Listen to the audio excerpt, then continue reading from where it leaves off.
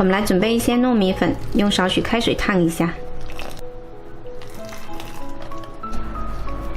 再揉成面团。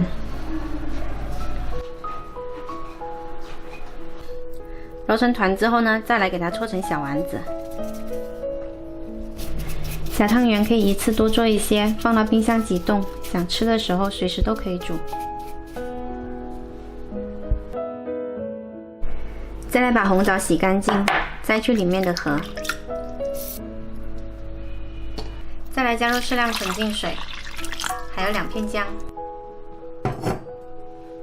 盖上盖，先煮10分钟。这个时候我们来打一个鸡蛋，把鸡蛋打散。接着来加入适量汤圆，这个时候可以加入2块黑糖，继续煮，煮到所有的汤圆都浮起来。这是我上次在超市买的酒酿，加2勺进来，调中火，再次煮开。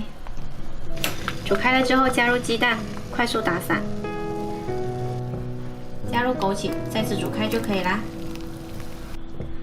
好啦，我们这道特别温补的酒酿汤圆就做好啦。女孩子要记得多爱自己一点哦，平时可以经常煮来吃。喜欢的话可以试一下哦。